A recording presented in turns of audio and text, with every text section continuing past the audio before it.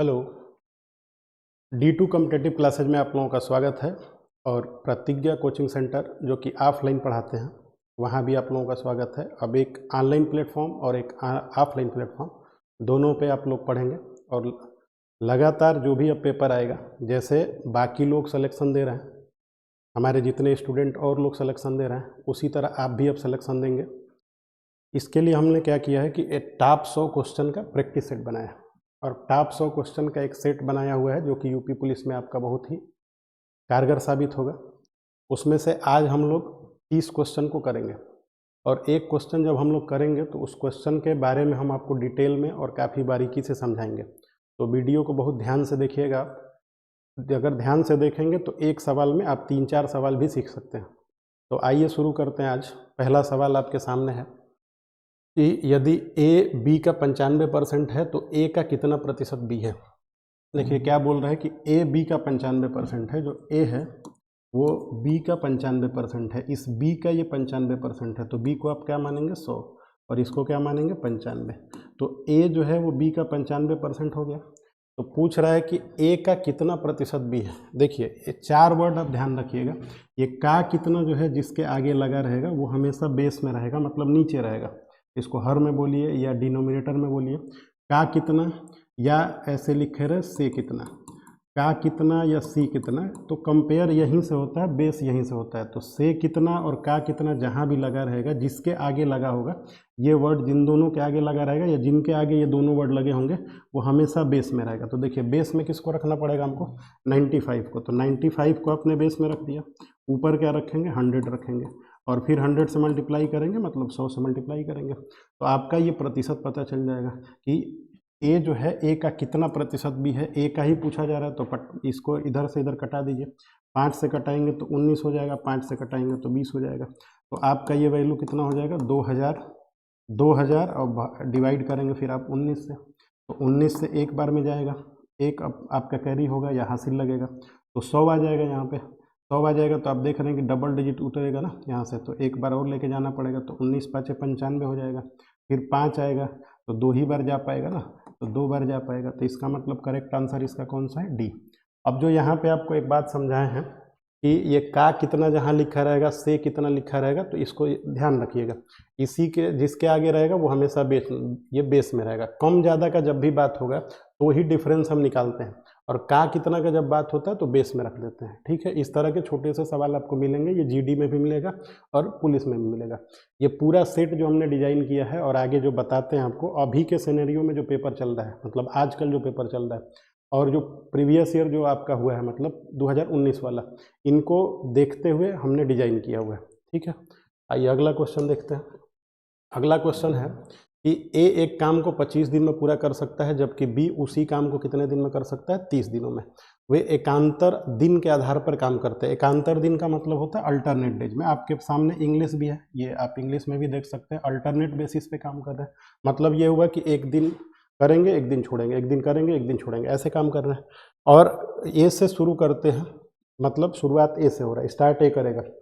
ए और बी दोनों 5 दिन के लिए इस तरीके का पालन करते हैं, मतलब 5 ही दिन ये लोग चलेंगे, पूरा काम नहीं करेंगे। उसके बाद फिर ए काम छोड़ देता है, तो बी शेष कार्य को कितने दिन में करेगा। तो ध्यान से बात समझना है आपको, ये थोड़ा सा घुमा के क्वेश्चन पूछा जा रहा है। ठीक है, हल्का सा ट्विस्ट हो रहा है, तो उसको समझना जरूरी है, क्योंकि जो रटे रटाए बेस पे जाएंगे तो क्लियर नहीं हो पाएगा मामला। तो देखिए पहले आप क्या करते हैं कि इनका एलसीएम लेते हैं। तो एक ए की वैल्यू आपको दी गई है, ए की वैल्यू कितनी है 25, तो ए आपका 25 दिया हुआ है। बी का वैल्यू देखेंगे, बी का वैल्यू कितना है 30 है, तो 30 हो गया। अब दोनों का आप एलसीएम ले लेंगे, एलसीएम लेंगे 25 और 30 का कितना हो जाएगा 150 हो जाएगा। अब इस 150 को आप 25 से डिवाइड करेंगे तो 6 बार जाएगा, और इससे डिवाइड करेंगे तो 5 बार जाएगा। अच्छा, इसको थोड़ा ध्यान से समझना है। जो लोग ऑफलाइन क्लास में हमारे होंगे या जानते होंगे, तो इसको ये हम टोटल वर्क बोलते हैं। ये टोटल काम है, ये टोटल काम है। और ये क्या है, इनकी इफिशियंसी है। इसकी एक दिन की इफिशियंसी कितनी है 6, और इसकी एक दिन की इफिशियंसी कितनी है 5, किसकी बी की। ये इसकी क्षमता को दिखाता है कि ये कितना काम करता है। ए एक दिन में 6 काम करेगा और बी कितना करेगा 5। लेकिन इन्होंने शुरुआत ए से हुआ है और अल्टरनेट काम करेंगे एक एक दिन करके, और ऐसा बस 5 ही दिन चलेगा।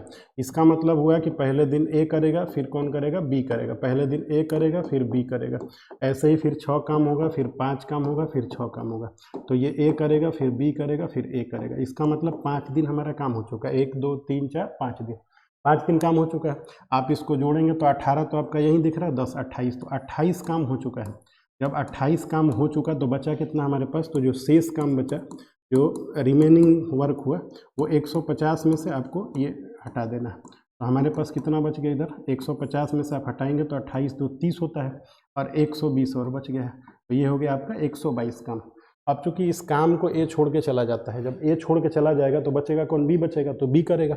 तो बी की कैपेसिटी कितनी है, 5। तो बी समय कितना लेगा, तो बी जो समय लेगा वो 122 को डिवाइड करेंगे आप किससे, 5 से। तो 5 से डिवाइड करेंगे तो 5 दूनी का 10 हो जाएगा, 2 जाएगा तो 5 चौके 20 हो जाएगा, फिर 5 चौके 20 हो जाएगा, तो 24.4 दिन लेगा। सही में भी आंसर देता है, और आजकल ये लोग पॉइंट में भी आंसर दे रहे हैं। तो जिस तरीके का सिनेरियो चल रहा है, जिस तरीके का पैटर्न चल रहा है, उसको आप फॉलो करेंगे तो रिजल्ट आपका जल्दी होगा। ये हो गया 24.4। तो इसका करेक्ट आंसर होगा आपका 24.4। आइए नेक्स्ट क्वेश्चन पे चलते हैं। नेक्स्ट क्वेश्चन कह रहा है कि ये सरसों के तेल का अंकित मूल्य जो है उसके क्रय मूल्य से 25% अधिक है। क्रय मूल्य को आप क्या करेंगे, हमेशा 100 मान के चला करेंगे। जैसा क्वेश्चन रहे ज़्यादातर आप 100 मान के चलेंगे तो 25 इंक्रीज करना, डिक्रीज करना, बढ़ाना घटाना ईजी हो जाता है। तो आपको ये ऐसे ही चलना है। तो हमने मान लिया कि सरसों के तेल का जो क्रय मूल्य था वो कितना था, 100 रुपये। अच्छा, इसका 100 रुपये क्रय था तो उससे 25% अधिक अंकित किया गया है, मतलब MRP लगाया हुआ है। तो इससे 25% अधिक करेंगे तो अंकित जो इसका आएगा वो कितना आ जाएगा, 125 आ जाएगा। ठीक है। अब ये सवाल क्या बोल रहा है कि यदि इसे बिना किसी लाभ या हानि के बेचा जाना है, बिना किसी लाभ हानि के, तो इसका मतलब यह है कि हमको 125 से वैल्यू को घटा के लेके आना पड़ेगा कहाँ, 100। तो हमें कितना कमी करना पड़ेगा, 25 कमी करना पड़ेगा। किस पे कमी करना पड़ेगा, 125 पे करना पड़ेगा कि 100 पे, 125 पे करना पड़ेगा, क्योंकि यहाँ से ये घटाना चाह रहा है। ठीक है, बारीक बारीक वो इसमें थोड़ा सा परिवर्तन हो रहा है, हल्का सा चेंज करके सवाल पूछे जा रहा है, और उसी को आपको समझना है। उसको समझेंगे तो काफ़ी बढ़िया कर पाएंगे। और इंटू क्या कर देना है, 100 कर देना। 100 क्यों करते हैं, 100 करने का मतलब है कि प्रतिशत में चेंज करना। तो देखिए 25 से आप डिवाइड करेंगे 6 बार हो जाएगा। ये 25 छक्का, अच्छा 1 मिनट, ये थोड़ा सा गलती हो गया। देखिए 125 था वो, ये 125 था ना ये, तो आप 125 बेस में रखेंगे तो 25 से 5 बार में कट जाएगा। 5 से कटाएंगे तो 20%, आपको 20% कम करके बेचना पड़ेगा। तो 20% कम करेंगे तो आपका बी आंसर होगा। आप आराम से देखिएगा, और सबको लेके साथ चलना है। तो जिसको थोड़ा सा तेज देखना होगा वो स्पीड बढ़ा लेगा, उस पर स्पीड बढ़ाने का भी ऑप्शन होता है। और आराम से आप समझिए, हमको सबको एक साथ लेकर चलना है ताकि सब लोग सिलेक्शन लें। ठीक है, आइए देखिए अगला क्वेश्चन क्या है। अगला क्वेश्चन है, ये पावर के फॉर्म में लिखा है ना, 6 की पावर 25 है ये, जो 6 की पावर 25 प्लस 6 की पावर, ऐसे हम उसको लिख दे रहे हैं ताकि आप इस बात को समझ पाएंगे। देखिए 6 की पावर ये 25 है, और ये फिर से प्लस करके 6 की पावर 26 है, फिर 6 की पावर ये 27 हो गया, फिर 6 की पावर जो है वो 28 हो गया। अब ये पूछ रहा है कि निम्न में से किस संख्या से विभाज्य है। नीचे से ये जो संख्याएं दी गई है किससे ये कट जाएगा, विभाज्य है। ठीक है, तो देखिए कैसे विभाज्य निकालते हैं। अब ऐसा जब भी सवाल आए आपके सामने तो आप क्या करिए कि इसमें मिनिमम पावर वाले को यहाँ से कॉमन ले लीजिए। कॉमन ले लेंगे तो फायदा क्या होगा कि आप बता पाएंगे जल्दी से कि कौन सा होगा। जैसे 6 की पावर जब आप 25 कॉमन ले लेंगे तो यहाँ पे इससे ये पूरा भाग चला जाएगा, इसका मतलब 1 बचेगा। इसको आप इससे भाग देंगे। कॉमन लेने का मतलब भाग देना होता है, कई लोग ये नहीं समझ पाते कॉमन लेने का मतलब क्या है। कॉमन लेने का मतलब भाग देना होता है। ठीक है, तो देखिए 6 की पावर 25 है तो आप कॉमन ले लिए तो 1 बचा। फिर यहाँ पे 25 को 26 पावर घट जाता है ना, पावर का ये रूल होता है कि जैसे a की पावर ये 5 है, आपने a की पावर 4 से भाग दिया तो a की पावर 5 में से 4 घट जाएगा, तो a की पावर खाली 1 बचेगा। मतलब जब भी डिवाइड का साइन आता है तो पावर कम हो जाता है। 4 5 में से 4 1 हो जाएगा। अगर ये 15 होता तो इसमें से 4 चला जाता 11 हो जाता। इसी तरह से 26 में से 25 चला जाएगा तो 1 हो जाएगा। तो ये 6 की पावर 1 हो गया, ये 6 की पावर 2 हो गया, और ये 6 की पावर 3 हो गया। अब क्या करेंगे, थोड़ा सा आप कैलकुलेशन हल्का सा और करेंगे तो इसका रिजल्ट आने लगेगा। तो देखिए, तो 1 हो गया, ये 6 हो गया, ये 36 हो गया, और ये 216 हो गया। जब आप इसको पूरा ऐड करेंगे तो ये आपका 6 की पावर 25 हो गया। इसको जोड़ेंगे हम, 216 है ये, 216 में आप जैसे ही 6 जोड़ देंगे तो 6 6 12 हो जाता है 16, और 4 20 2 22 तो 222, और 30 जोड़ेंगे तो 252, 222 और 30 जोड़ेंगे 252, और 252 और 6 कितना हो जाएगा 258, और 1 कितना हो जाएगा 259। तो 259 हो जाएगा। तो देखिए आपके पास ये 259 मिला हुआ है, तो आंसर आपका ये होगा 259। अच्छा, कभी कभी ना पेपर में ये 259 नहीं रहता, थोड़ा सा वेरिएशन और कर देगा तो ये 259 इसमें नहीं रहेगा। इसका मतलब ये आंसर हो चुका है, ठीक है। बाकी लोग इसको समझ लें, यहाँ 259 हमने आंसर कर दिया। अभी ये आंसर में ना रहे तो आप क्या करेंगे, कभी आंसर में ना रहे तो इस 6 से मल्टीप्लाई कर लेंगे। तो दो तरीके से ये सवाल पूछे जाते हैं पेपर में, एक तो सेम यही पूछ लेगा, अगर नहीं रहेगा तो एक और आंसर, इसके बहुत सारे आंसर हो सकते हैं क्योंकि ये 6 के मल्टीपल ही तो हैं, तो बहुत ज़्यादा आंसर होगा इसका मतलब 6 की पावर 25 से इसमें गुणा होगा तो वैल्यू बहुत ज़्यादा आती है, क्योंकि हम लोगों को इन्हीं चारों में से करना होता है। तो ये आंसर है, इसके अनंत आंसर हैं, बहुत ज़्यादा आंसर है, ठीक है। तो देखिए अब 6 की पावर 25 है, तो आप चाहें तो एक 6 से इसमें गुणा कर सकते थे, तो ये भी इसका रिजल्ट है। आप चाहें तो इसमें गुणा कर लें, 6 9 54 का 4, फिर लगा 5, 6 5 30 और 5 35, 3 6 दूनी 12 3 15, तो ये ऑप्शन में रहे तो ये भी आंसर है। और भी आप 2 से हो सकता है, खाली 2 से ही मल्टीप्लाई कर दे इसमें, और इसमें केवल 3 से ही मल्टीप्लाई कर दे। तो आप इसको थोड़ा समझिएगा, ये बारीक बात है, ऐसे भी पेपर में पूछा गया है। ये वाला बात तो समझ ही रहे हैं, ये तुरंत जोड़ेंगे वहाँ से निकाल के कॉमन, तो ये रिजल्ट में दिखेगा या इसका फैक्टर दिख जाएगा, ठीक है। तो एक सवाल में हम जो भी वेरिएशन हो पा रहा है उसको भी समझा दे रहे हैं। जैसे पहले सवाल में बताया, का कितना से कितना जहाँ लगा रहेगा वो हमेशा बेस में रहेगा, ज़्यादा कम का बात होता है तो उसका डिफरेंस निकाला जाता है, और का कितना बोल देता है तो उसको नीचे ऊपर लिख के मल्टीप्लाई कर दिया जाता है, ठीक। इसको भी थोड़ा समझ के रखिएगा। आइए नेक्स्ट क्वेश्चन पे चला जाए। देखिए 8 पुरुष एक कार्य को 45 दिन में पूरा कर सकते हैं। 8 जो पुरुष हैं एक काम को कर सकते हैं 45 दिन में।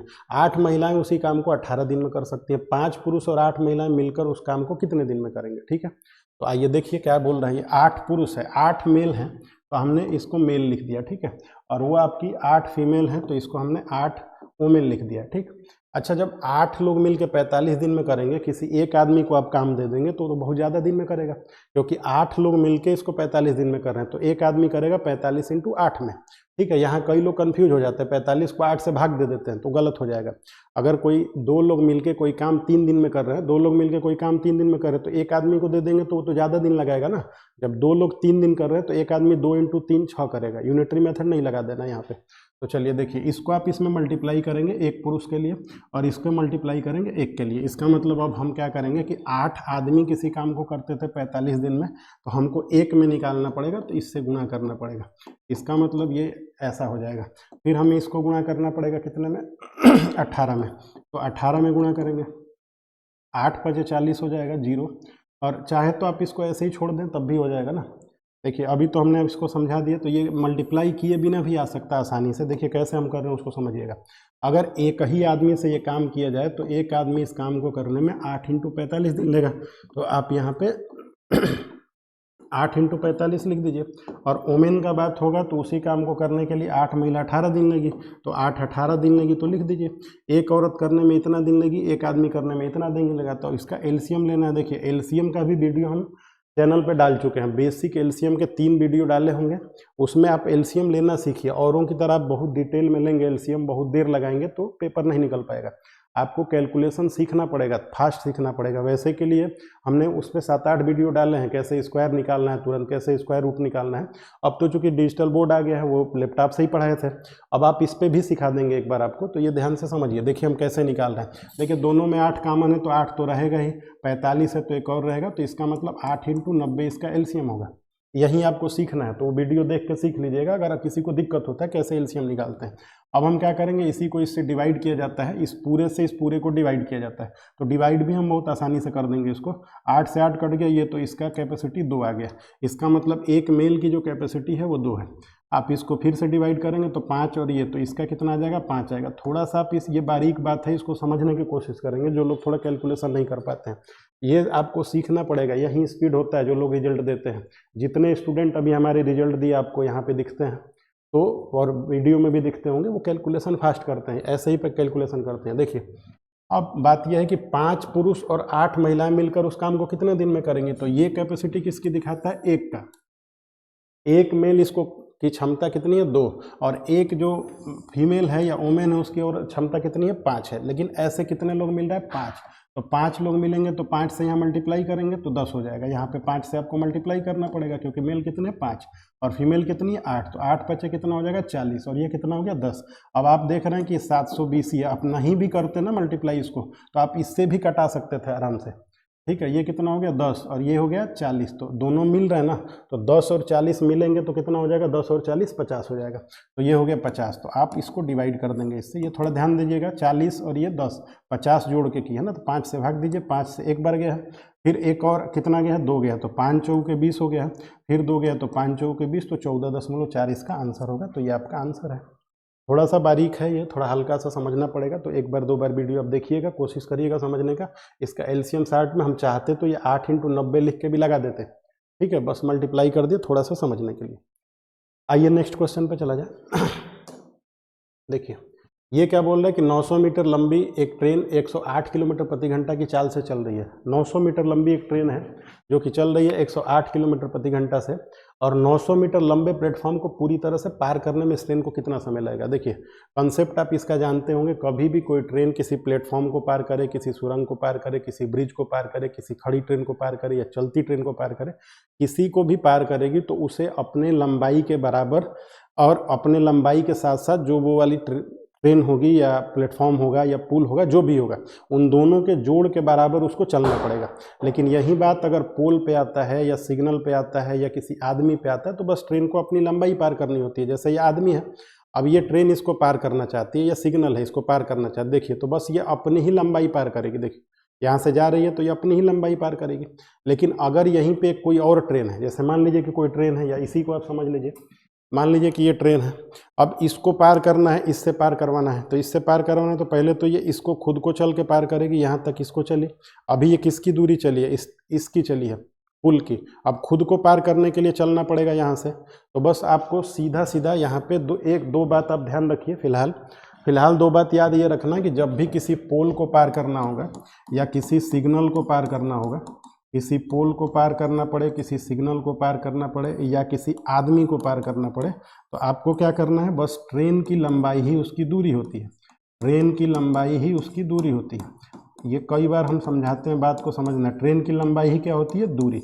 लेकिन कभी भी ये प्लेटफॉर्म को पार करने लगे जिसकी कोई लेंथ हो, जो निग्लिजिबल ना हो, नगण्य ना हो, तो उसमें आपको प्लेटफॉर्म को भी पार करना पड़ता है। तो प्लेटफॉर्म जो होगा वो अब प्लस में ट्रेन की लंबाई जो होगी वो, ये दोनों ही जोड़ के ट्रेन की लंबाई होती है। ये ट्रेन की लंबाई इस बार दूरी नहीं होगी, इस बार दूरी जो होगी वो प्लेटफॉर्म प्लस ट्रेन की लंबाई होगी। बस एक छोटा सा कंसेप्ट इसमें है, जब भी आप प्लेटफॉर्म को पार करें, ट्रेन को पार करें, ये ट्रेन की लंबाई प्लेटफॉर्म की लंबाई जुटती है। तो आइए देखिए, हमको पता है कि ये 900 मीटर लंबी ट्रेन है, तो ट्रेन की लंबाई मिल गई 900 मीटर। अब एक प्लेटफॉर्म को भी पार करें, वो भी 900 है, तो इसका मतलब 900 और 900 कितना हो गया, 1800। अच्छा, ये चाल आपका 180 किलोमीटर पर आवर में है और हमको टाइम यहाँ पे सेकंड में दिया हुआ है, तो हमको क्या करना पड़ेगा, इस चाल को मीटर पर सेकंड में कन्वर्ट करना पड़ेगा, क्योंकि हमारी दूरी किस में है, मीटर में, तो इसको भी हमको बदलना पड़ेगा मीटर पर सेकंड में। तो ये भी आप जानते होंगे कि अगर आप 5/18 से किसी चीज़ में गुणा करते हैं, किसी चीज़ का मतलब ये है कि किलोमीटर पर आवर में, तो ये बदल जाता है मीटर पर सेकंड में। किलोमीटर पर आवर में अगर 5/18 से गुणा करेंगे तो किस में बदल जाएगा, मीटर पर सेकंड में। लेकिन अगर मीटर पर सेकंड में आप गुणा करेंगे 18/5 से, तो ये बदल जाता है किसमें, किलोमीटर पर आवर में। ये बेसिक सा बात है, जानते होंगे। तो चलिए आइए देख लीजिए, हमारे पास जो दूरी है वो दूरी क्या होगी, तो दूरी हो जाएगी, एक तो ट्रेन की लंबाई 900 और एक प्लेटफॉर्म की लंबाई 900, तो टोटल दूरी हमारे पास कितनी आ गई, 1800 मीटर। अच्छा, ट्रेन की चाल भी हमको दिया हुआ है, तो चाल हमारे पास है 108 किलोमीटर पर आवर, लेकिन हमको इसको चेंज करना है, किस में चेंज करना है, मीटर पर सेकंड में। तो मीटर पर सेकंड में चेंज करने के लिए किससे करते हैं, 5/18 से। अब आप इसको कटा देंगे, आप चाहे तो एक ही बार कटा सकते हैं, 18 × 6 = 108 होता है और 6 × 5 कितना होता है, 30। तो 30 मीटर पर सेकेंड इस ट्रेन की चाल है। अब आपको समय निकालना है, तो समय बराबर एक फार्मूला होता है, समय बराबर क्या होता है, समय बराबर होता है दूरी बटा चाल। तो दूरी बटा चाल लेंगे तो दूरी आपके पास कितना है, 1800, और चाल आपके पास कितना है, 30। तो जैसे इसको कटाएंगे तो कितना आ जाएगा, 60 सेकेंड। तो ये आपका आंसर हो गया, ठीक है। तो 60 सेकेंड आपका आंसर है ये वाला, तो पहला आप ए आंसर सही होगा। थोड़ा सा अब इसमें बात ध्यान रखिएगा, आदमी पोल सिग्नल को जब भी पार करना होगा तो दूरी जो होगी वो ट्रेन की लंबाई होगी, इस बात को नोट रखिएगा। प्लेटफॉर्म को पार कर ले या किसी खड़ी ट्रेन को पार कर ले, सुरंग को पार कर ले, ब्रिज को पार कर ले, तो उस सब की लंबाई में आपको ऐड करना पड़ेगा ट्रेन की लंबाई, तो वो होती है दूरी। वो दूरी इसके लिए होगी और ट्रेन की लंबाई इसके लिए होगी। और ये आप जानते ही होंगे, किलोमीटर पर आवर को मीटर पर सेकंड में चेंज करने के लिए 5/18 और मीटर पर सेकंड को किलोमीटर में 18/5।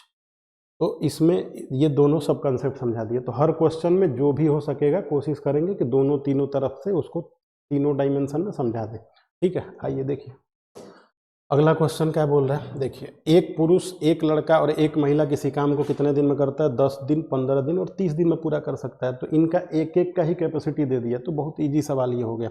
लेकिन लड़के क्या करते हैं कि अभी कंसेप्ट पढ़े नहीं रहते हैं, इधर उधर पढ़े रहेंगे तो दिक्कत होगा, आपको पूरा कंसेप्ट समझना पड़ेगा धीरे धीरे। तो देखिए, एक आदमी उसको कितने दिन में कर रहा है? एक आदमी कर रहा है 10 दिन में।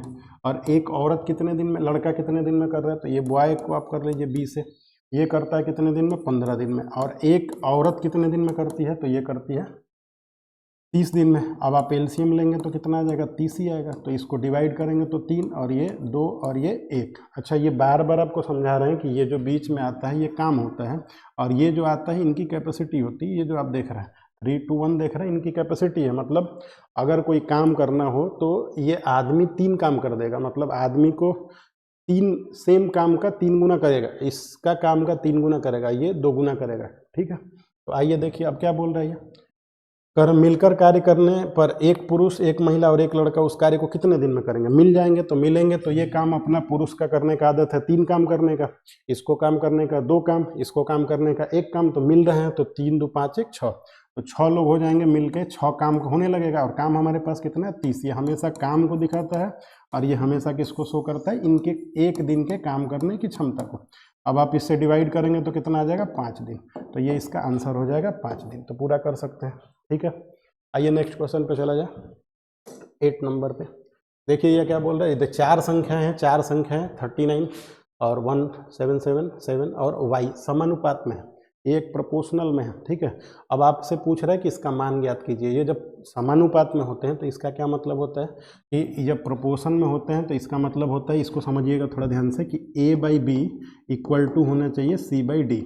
2 रेशियो जब इक्वल हो जाते हैं तो इन्हीं को प्रोपोर्शन में बोलते हैं। तो 2 रेशियो इक्वल हो गए, a/b भी इक्वल हो गया और c/d इसके इक्वल हो गए, तो दोनों जब इक्वल हो गए तो इसको समानुपात में बोलेंगे।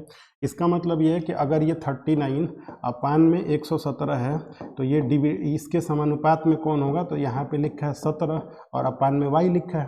तो आप देख रहे हैं कि ये 39 का एक बार है और ये 39 का ही 3 बार है। ध्यान से देखेंगे तो आपको दिखेगा। देखिए 3 बार में तो आया होगा, 3 9 27 3 3 9, तो ये 3 बार में। इसका मतलब इधर 1/3 आ गया, तो हमको इधर भी 1/3 चाहिए। तो हम यहाँ क्या करेंगे? 17 एकम में करेंगे और 17 तियाँ करेंगे 51, तो ये 51 हो गया। इसका मतलब y की वैल्यू कितनी हो गई? 51। तो y की वैल्यू 51 हो गई। तो y का मान बताइए। अब ये कभी भी समानुपात में आपसे पूछेगा तो आप a/b इक्वल टू c/d करेंगे, जो रेशियो इधर बनेगा वही रेशियो इधर बना देंगे, आंसर आराम से आ जाएगा। ठीक है, आ जाइए नेक्स्ट पे। देखिए ये क्या बोल रहे हैं।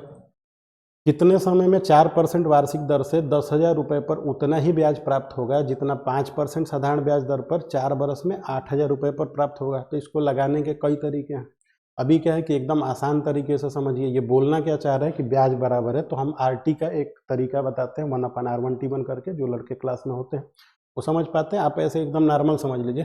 कितने समय में टाइम पूछ रहा है और आपको पैसा दे दिया है, तो पैसा आपको दे दिया 10,000 रुपये और टाइम आपको पता नहीं, लेकिन मूलधन और ये दर आपका कितना है? 4 और टाइम आपका ये हो गया। अब बटा में 100 हो गया। तो आपको पता ही है क्या होता है? मूलधन गुणे दर गुणे समय बटा 100, ये ब्याज होता है। ठीक है, अच्छा ब्याज जब बराबर प्राप्त होगा उतना ही ब्याज प्राप्त होगा, इसका मतलब ब्याज बराबर हो गया। तो आपको यहाँ पे 8,000 रुपये लेना था, तो 8,000 आप ले लीजिए और इनटू किससे कर दीजिए आप? 5% से। और टाइम उतना ही समय में बोल रहे हैं क्या? देखिए क्या बोल रहे हैं, कितने उतना ही ब्याज प्राप्त होगा जितना कि उधर से, तो टाइम तो दोनों तरफ बराबर है, कितने समय में? तो अपान कर दीजिए यहाँ पे 100, उतना ही ब्याज बराबर हो गया। तो ये 100 से 100 कट जाएगा आराम से। और यहाँ पे आप देखेंगे 3 जीरो से ये 3 जीरो कट जाएगा। और यहाँ से कटाना चाहेंगे तो 5 दूनी 10 हो जाएगा और ये 4 दूनी 8 हो जाएगा। टी से टी कट जाएगा, तो 8 ईयर। कुछ गड़बड़ हो गया क्या इसमें? कितने समय में 4% वार्षिक दर से 10,000 रुपये पर उतना ही ब्याज प्राप्त होगा जितना 5% साधारण ब्याज दर पर 4 बरस में 8,000 रुपये पर। अच्छा, हल्का सा मिस्टेक हो गया। इधर का जो ब्याज है तो कितने समय में, ये 4 बरस दिया हुआ था ना 8,000 के पास, तो ये 4 बरस दिया हुआ था, तो इसको हम यहीं रख देते हैं। ठीक है, तो टाइम आप निकाल लीजिएगा, 0 0 कटा दीजिएगा, तीनों से तीनों कट गया और ये 20 हो गया ना। ये 4 से 4 भी तो कट जाएगा आराम से। और ये 5 दूनी 10 हो जाएगा। तो जो टी आएगा, ये क्या गलती कर दिया, एक मिनट रुकिए, हम इसको फिर से देख ले रहे हैं कि क्या ये तो आसान सा सवाल था, कहाँ मिस्टेक हो जा रहा पढ़ने में। क्या बोले हैं सवाल में कि कितने समय में 4% वार्षिक ब्याज दर से 1000 रुपये पे उतना ही ब्याज प्राप्त होगा जितना इस पे प्राप्त हो रहा है। तो हम पहले इस पे ब्याज निकाल लेना, इस पे ब्याज निकाल लेते हैं। ये हमारा पैसा कितना है 8000, तो 8000 हो गया और रेट हमारा 5% और ये हो गया 4 और अपान में कर देंगे 100। तो हमारा इस पे ब्याज कितना मिल रहा है, तो मिल रहा है 20 × 8, तो 20 8 60 से होता है 1600 रुपये ब्याज मिल रहा है। तो पूछ रहा है कि कितने समय में उस पे मिल जाएगा ना, तो उस पे कितने समय में मिल जाएगा। तो हमारे पास 10,000 रुपये है और हमारे पास टाइम पता ही नहीं है ना, लेकिन रेट तो पता है कि 4% है और टाइम नहीं पता है, और अपान में कितना करना है 2 जीरो, और यहीं हमारे पास कितना है 1600। अब ये 2 जीरो से 2 जीरो हटा देंगे तो ये 400 है, तो टी का वैल्यू कितना आ जाएगा 1600 और बटा में 400। थोड़ा सा पढ़ने में मिस्टेक हो गया, इसीलिए थोड़ा सा टाइम लग गया इसमें, ठीक है। क्लियर हो गया होगा।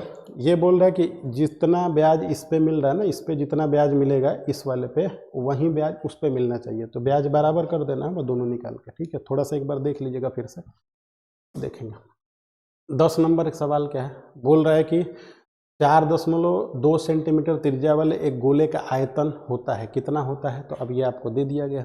अब आपको इसमें पाई का वैल्यू आपको लेना पड़ता है 22/7, ये पता ही होगा।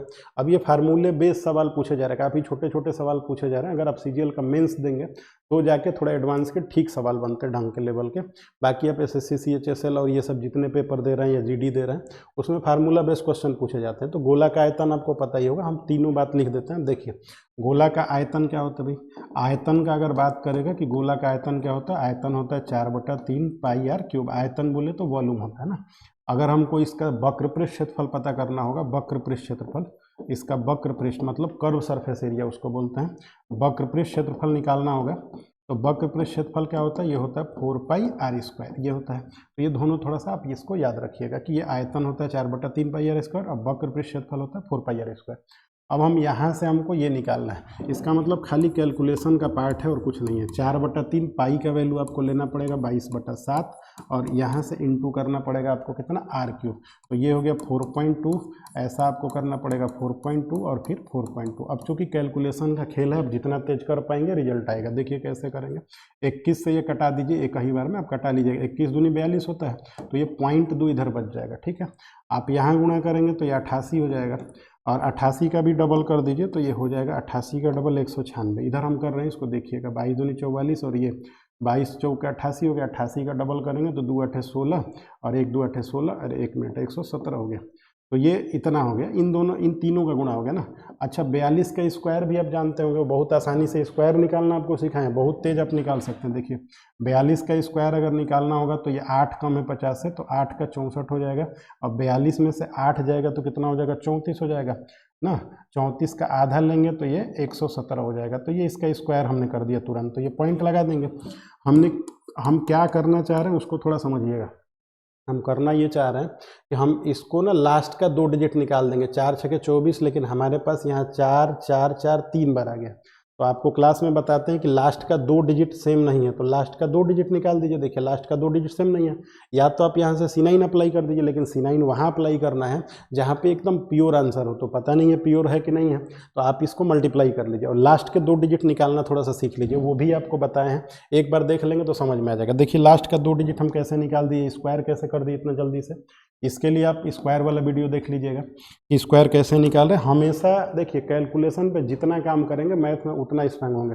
कैलकुलेशन ये मैथ में और क्या है, केवल कैलकुलेशन करना और बातों को बारीकी से समझना है। तो कैलकुलेशन पे पहले काम करिए। देखिए हम 2 डिजिट कैसे लास्ट के निकालते हैं, थोड़ा ध्यान से समझिएगा।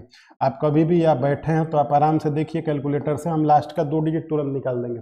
कैसे निकाल दे रहे हैं देखिए, इसका आपको कैसे गुणा करना है, 7 में 3 से 21 यहाँ पे लिख के छोड़ देना है ऐसे, ठीक है। अब पहले वाले का दूसरे वाले से करना है, 7 दूनी 14 होगा, और दूसरे वाले का पहले वाले से करना है, 4 3 12, बस ऐसे कर देंगे। 4 2 6 2 8, तो 81 ही आएगा। तो लास्ट का 2 तुरंत निकल गया। ये टेक्निक आप सीखेंगे ना तो इसको गुणा नहीं करना पड़ेगा पूरा। फिर से एक बार देखिए क्या बोल रहे हैं, तो हम इसी में वो टेक्निक लगाएंगे तो आप यहाँ पे आराम से रिजल्ट दे पाएंगे। देखिए क्या बोलना चाह रहे हैं, देखिए एक और बार आप घर पे ये गुणा करके देखिएगा, इसका लास्ट का 2 डिजिट आपका 81 ही आएगा, ठीक है। और C9 भी तरीका बताए हुए हैं, एक वीडियो बनाएंगे उस पर भी, C9 पे भी। आने वाले अब जितने पेपर होंगे ना उन सब के लिए हम पहले से प्रिपेयर रहेंगे, क्योंकि अभी टाइम मिल नहीं पा रहा था और ये बहुत मुश्किल से टाइम निकाले हैं ताकि ऑनलाइन भी कुछ मटेरियल दे सके।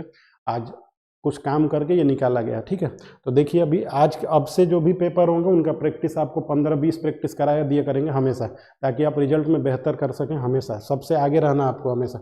देखिए अब ये क्या है, 5 3 2 और 3 7 9, हमने ऐसा ले लिया नंबर।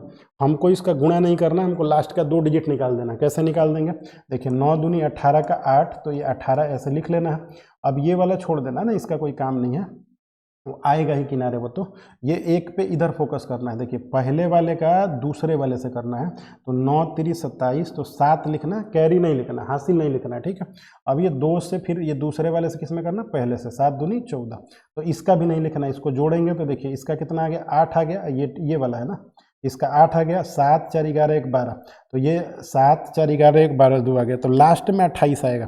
जब आप इसका मल्टीप्लाई करेंगे ना तो रिजल्ट 28 आएगा। एक बार और देख के सुन के समझ लीजिएगा, लास्ट का 2 बहुत काम आता है। एक बार और हम कोशिश करते हैं, देखिए इसमें जगह है थोड़ा सा, तो इसमें बता देते हैं आपको। जैसे मान लीजिए 5 3 और यहाँ पे 2 लिखा है, फिर हमको गुणा करना है 4 3 और यहाँ पे 8 लिखा है, तो लास्ट के 2 डिजिट आप आराम से बता सकते हैं। कैसे, देखिए 8 दूनी 16 वाले का तो लिखना नहीं है, आपको सोचना नहीं है कि इसमें क्या होता है। इस पहले वाले का दूसरे वाले से गुणा कर देना है, 8 3 के 24 4 हो गया, और दूसरे वाले का पहले वाले से गुणा कर देना, 3 दूनी 6 हो गया। तो आप इसको जैसे ही जोड़ेंगे तो ये 6 हो गया, और ये तो 6 4 10 1 11, तो आप जाके देखेंगे इसको गुणा करके, तो लास्ट का 2 डिजिट 16 आएगा। लास्ट का 3 डिजिट भी आप निकाल सकते हैं। ठीक है, बस आप लोग थोड़ा सा बने रहिए और थोड़ा सा इस पर आप काम करिए जैसे पढ़ा रहे हैं, बस थोड़ा थोड़ा ध्यान देंगे तो बहुत तेज कैलकुलेशन करेंगे आप। आइए देखिए, अब इसका हम लास्ट का 2 निकाल रहे हैं और उसी से हम आंसर कर देंगे, हम पूरा इसको मल्टीप्लाई नहीं करेंगे। और जानबूझ के ऐसा कैलकुलेशन दिया जाता है, आप टाइम लगाएं। देखिए कैसे करेंगे, 4 6 के 24 हो गया, तो किनारे तो 24 होता है, तो ऐसे ही तो हम लिख के छोड़ देंगे इसको, 4 6 के 24 वाले को। अब पहले का करना है दूसरे में, तो 4 7 28 का 8, और उसका कैरी नहीं लिखना है। और दूसरे का करना है पहले में, तो 6 के ये 6 × 6 करेंगे तो 36 आ जाएगा।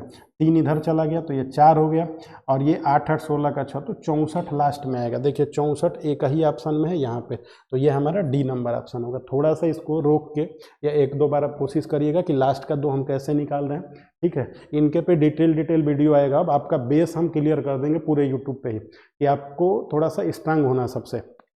ठीक है, तो ये आपका आंसर हो गया 64, तो आंसर आ जाएगा। चलिए आ जाइए अब आगे वाले क्वेश्चन पे, 11 नंबर। अब ये क्या बोल रहा है, पी क्यू से दोगुना कुशल है। कुशल का मतलब इफिशियंट होता है, ये यहाँ पे दिया होगा इफिशियंट है। पी क्यू से दोगुना कुशल है, जो पी है वो क्यू से दोगुना कुशल है, क्यू से ये 2 गुना कुशल है ना। तो अगर पी क्यू जो है 1 है तो ये कितना है, 2 है। अच्छा देखिए, जिसकी क्षमता जितनी ज़्यादा होती है वो किसी काम को करने में कम समय लेता है। या भी आपको पता होगा ये आराम से, कि जिसकी क्षमता जितनी ज़्यादा होती है वो काम करने में कम समय लेता है। क्यों कम समय लेगा, भाई उसकी क्षमता ज़्यादा है। अगर वो एक दिन में मान लीजिए कि 20 पेज टाइप कर देता है, आप एक टाइप करते हैं तो वो एक ही दिन में 20 पेज टाइप कर देगा, दोनों लोगों को 20 पेज दिया जाएगा, तो क्या वो तो एक ही दिन लेगा। और एक पेज टाइप करे तो 20 दिन ले लेगा। अब इसको और दूसरे तरीके से प्रैक्टिकली समझिए।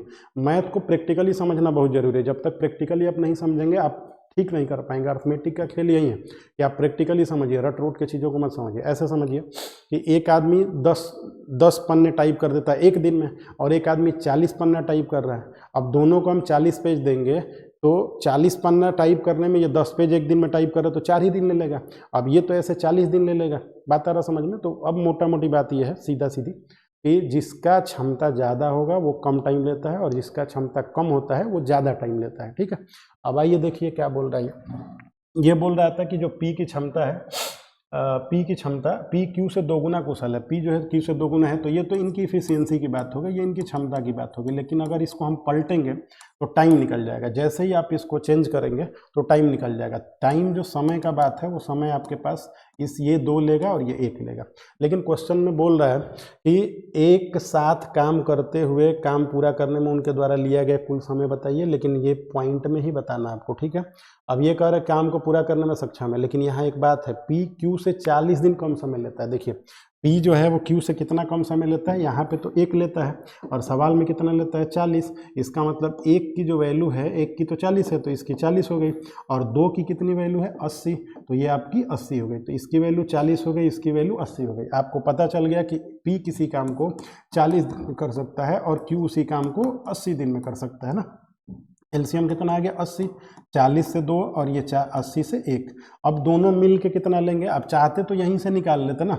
अभी 60 बहुत तेज नहीं बता रहा, अभी हम आपका बेस क्लियर कर देंगे, जब यूट्यूब पे ही पूरा बेस क्लियर करेंगे। आप आराम से देखते रहिएगा क्लासों को, यूट्यूब पे पूरा बेस आपका क्लियर करेंगे, उसके बाद वो स्पीड में सवाल आप लगाएंगे, बहुत तेजी से लगाएंगे। देखिए अब दोनों मिल के कितना करेंगे, तो 80 को भाग करेंगे 1 2 3 से, तो यहाँ देंगे तो 3 दूनी 6, और ये आपका 2 गया है इधर, तो 3 6 18, फिर पॉइंट लगा के 6 6 ऐसे आएगा। ठीक है, तो 26.6 आएगा।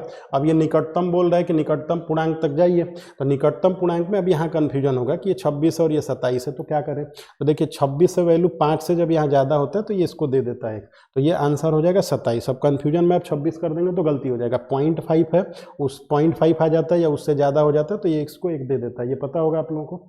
ठीक है, तो ये आंसर इसका कितना हो जाएगा, 27 हो जाएगा, 26 नहीं करेंगे। ठीक है, क्योंकि यहाँ पे लिखा हुआ है, वास्तव में इसका रियल आंसर तो है 26/2/3, 26/2/3 ही उसका आंसर है, लेकिन ये पूछने का तरीका चेंज करके आपका क्वेश्चन गलत करा दिया जाएगा। ठीक है, तो कोशिश करिए कि गलत ना करें।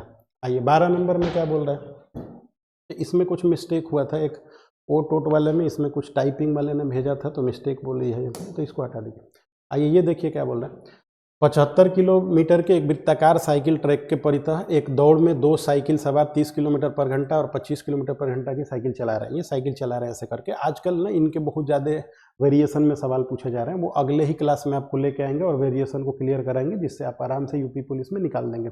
जीडी में भी सवाल पूछे गए ये दौड़ वाले कि ये इससे इतने मीटर सहारा देता है, उतने मीटर सहारा देता है, कोई ट्रैक पर उल्टा दौड़ने लगता है, कोई सीधा दौड़ने लगता है। तो ये सारे कंसेप्ट अभी क्लास में भी पढ़ाएं ऑफलाइन, और आप लोगों को फिर से इस पर दिखा देंगे ताकि आराम से आप क्लियर कर पाएंगे। देखिए ये क्या है कि 75 किलोमीटर का एक ट्रैक है, तो जैसे आप ट्रैक यहाँ से ले लीजिए, एक ट्रैक आपने ले लिया, ये आपका ट्रैक हो गया एक। ठीक है, देखिए ये आपका ट्रैक हो गया। इस ट्रैक का जो लेंथ है वो 75 किलोमीटर, 75 किलोमीटर, और 2 साइकिल सवार है, एक 25 किलोमीटर और चाल से चला रहा है। कितने समय में, तो देखिए एक तो 25 किलोमीटर पर आवर से जाएगा, और एक कितने से जा रहा है, 30 किलोमीटर पर आवर से। दोनों इस पथ पे चला रहा है साइकिल, ये 75 का है। अब आपको क्या करना पड़ता है, जब बोलेगा, जब भी आपसे बोले कि वहीं कब मिलेंगे जहाँ पे ये लोग चल रहे थे, ठीक है, यहीं से कब मिलेंगे, तो आपको क्या करना पड़ेगा। देखिए आपको इस 75 को डिवाइड करना पड़ता है ये 25 से, इसका मतलब ये वाला दूरी था ना, ये कितना है दूरी, और ये क्या है चाल, तो दूरी को चाल से भाग करते हैं तो क्या आता है समय। फिर आप ये दूरी निकाल ली है यहाँ से। ठीक है, क्या हो गया भाई तुमको, ये देखिए, फिर ये दूरी निकाल लिया है, फिर इसको भाग देंगे 30 से, तो ये आ जाएगा आपका समय। तो ये चाल और ये सॉरी दूरी और ये चाल, तो क्या आ गया समय, ये दूरी चाल समय आ गया। अब इसका आप एलसीएम ले लेंगे, तो ऊपर का होता है एलसीएम और नीचे का होता है एचसीएफ, तो नीचे का एचसीएफ कितना हो जाएगा 5 हो जाएगा। जब आप इसको भाग देंगे तो कितना हो जाएगा 15, तो 15 आवर में ये मिलेंगे। इसको आपको डिटेल में हम समझाएंगे, फिलहाल आप ये समझिए कि ये आपका ट्रैक है, तो ट्रैक ये दूरी हो गया ना, और ये इनका चाल हो गया। तो आपसे समय पूछ रहा है ना, क्या बोल रहा है कि जहाँ से उन्होंने अपनी यात्रा शुरू की उसके कितने बाद मिलेंगे, तो समय आपका क्या लगेगा, घंटे में बताना आपको। तो समय बराबर क्या होता है दूरी बटा चाल, तो दूरी बटा चाल, तो दूरी हमारा ट्रैक का कितना है 75 और 25, 75 और 25। जब यहीं पे मिलने का बात होगा ना, तो हमको इंडिविजुअल टाइम का एलसीएम निकालना पड़ता है, वो आप सीख लेंगे धीरे धीरे। चलिए ये 75, ये आ गया आपका 15 घंटा आ गया है ये वाला। ठीक है, तो ये वाला आंसर आपका हो गया डी नंबर।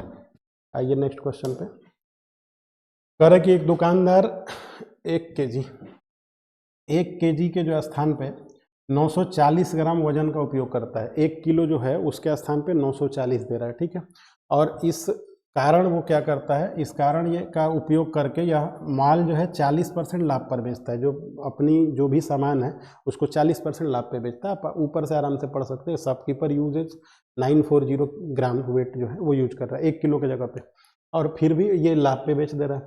कह रहे कि उसका वास्तविक लाभ प्रतिशत क्या होगा, दशमलव के 2 स्थानों तक बताना है आपको। ठीक है, तो ये बहुत आसान सवाल होता है, थोड़ा सा बेसिक इसका समझे होंगे तो बहुत आसान होता है। देखिए 1 किलो के स्थान पे 1 किलो मैंने होता है 1000, तो 1000 के स्थान पे आपको कितना दे रहा है, वो 940 दे रहा है। तो 1 किलो के स्थान पे 940 दे रहा है, तो देने के टाइम आपको ये दे दिया 940। लेकिन एक और बात इसमें बोला गया कि वो वस्तु को 4% लाभ पे बेच रहा है। इसका मतलब अगर 1 किलो वस्तु या 1000 ग्राम का दाम 1000 होगा तो आपको दे तो वो 940 रहा है, लेकिन पता आपको थोड़ा ना चल रहा है कि वो 940 दे रहा है। वो तो वो जानता है कि 940 देता है, आपको तो वो 1000 लग रहा है और बोल रहा है कि हम ना ये जो वस्तु है उसको 4% प्रॉफिट पे ही बेचेंगे। तो जब आप इसका 1000 का 4% निकालेंगे, जीरो से जीरो कट जाएगा, 40 आएगा।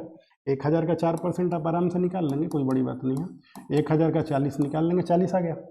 1000 का जब निकालेंगे 4% तो 40 आ जाएगा। इसका मतलब दाम जो है वो 1000 की वस्तु को 1040 में बेच दिया, तो ये 1040 में बेच दिया, तो ये आपका 1040 हो गया। इसका मतलब ये हुआ कि ये वस्तु जो 940 की थी वो आपको दे दिया 1040 में, तो इसका प्रॉफिट बता दीजिए। तो प्रॉफिट अब देखेंगे तो यहाँ 60 उधर 40, तो ये 100 ज़्यादा है। किससे ज़्यादा है? 940 से, और इंटू कितना करना पड़ेगा? 100 करना पड़ेगा। तो आप ये जीरो से जीरो कटा लीजिए आराम से, देखिए इन जीरो से जीरो कटा लीजिए, चाहे इसको कटा लीजिए चाहे इसको, किसी को भी कटा लीजिए। अब एक काम करिए, आप आधा भी कर दीजिए इसको। आधा करेंगे तो ये आपका हो जाएगा 47, तो उसका डबल 94 होता है, यहाँ पे ये 5 हो गया, तो इसका मतलब हो गया 500 और बटा में 47। देखिए आंसर काफ़ी करीब है, तो आपको डिवाइड करना पड़ेगा क्योंकि 10 पॉइंट 10 पॉइंट सब ये 10 पॉइंट 10 पॉइंट दिया हुआ है, तो इसका मतलब करीब है, तो दिक्कत करेगा आपको। आप इतना तो आपको पता चल गया कि 500 में 10 बार तो जाएगा भाग, 470 हो जाएगा, 10 बार जाएगा तो 30 हमारे पास बचेगा। तो केवल आप 30 को डिवाइड कर लीजिए किससे? 47 से, तो दशमलव लगाएंगे तो 0 आ जाएगा। अब आप देख रहे हैं कि ये 8 बार तो नहीं जा सकता ना, 4 8 32 ज़्यादा हो जाएगा। अब आप देख रहे हैं आंसर में 9 है तो ये तो होगा नहीं, 3 है तो काफ़ी कम हो जाएगा, 4 6 के 24, तो 7 चौके 28, तो 24 240 और 28 जोड़ेंगे तो चला जाएगा। इसका मतलब ये आंसर हो जाएगा, तो आंसर आपका सी नंबर हो जाएगा। तो थोड़ा सा कैलकुलेशन आप सीख लेंगे तो जल्दी से हो जाएगा, ठीक है। इसको समझ लीजिएगा, 1000 का सामान 940 में ही दे रहा है आपको, ग्राम का यूज कर रहा है लेकिन फायदे में बेच रहा है, तो ये आपका हो गया। आइए नेक्स्ट क्वेश्चन पे, अब 15 नंबर पे।